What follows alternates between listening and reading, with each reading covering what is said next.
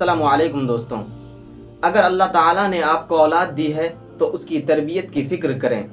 کل قیامت کے دن آپ کا بچہ آپ سے یہ شکایت نہیں کرے گا کہ آپ نے مجھے سیر و تفریح نہیں کرائی۔ قیامت کے دن آپ کا بچہ آپ سے یہ شکایت بھی نہیں کرے گا کہ آپ نے اسے مہنگے موبائل اور لیپ ٹاپ نہیں دلائے، نہ یہ شکایت کرے گا کہ آپ نے اسے اے لیول اور مہنگے اسکولوں میں نہیں پڑھایا،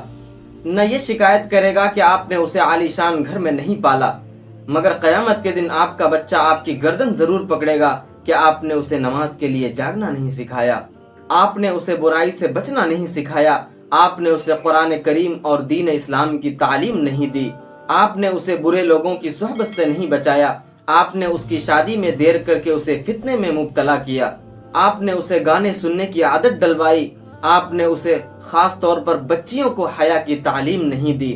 آپ نے اسے گندے لباس کی عادت ڈلوائی، آپ نے اس کے حصے کو کسی اور کو سونپ دیا، آپ نے اسے گھر سے بے دخل کر دیا، آپ نے کسی اور کی باتوں میں آ کر اسے برا سمجھا،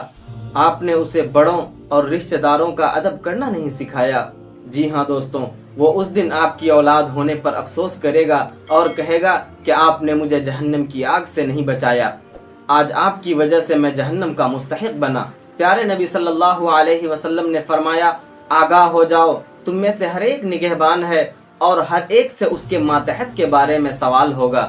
قرآن کریم میں اللہ تعالیٰ فرماتے ہیں کہ اے ایمان والوں، اپنے آپ کو اور اپنے گھر والوں کو جہنم کی آگ سے بچاؤ جس کا ایندھن انسان اور پتھر ہیں۔ بے شک اولاد کا ہونا بڑی آزمائش ہے، اس آزمائش میں پورا اتریں، اپنے اولاد کی اچھی تربیت کریں،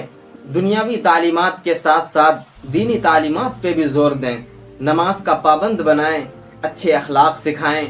ایسا نہ ہو کہ دنیا کے دکھاوے اور دنیا کی دوڑ میں اپنی اور اپنے اولاد کی آخرت خراب کر بیٹھیں اور کل قیامت کے دن آپ کی اولاد آپ کا گریبان پکڑے اور اس دن شرمندگی اٹھانی پڑے۔ ویڈیو شیئر کریں اور اچھی باتیں پھیلانے والے بنیں۔ ملتے ہیں اگلی شاندار ویڈیو میں۔ السلام علیکم ورحمۃ اللہ۔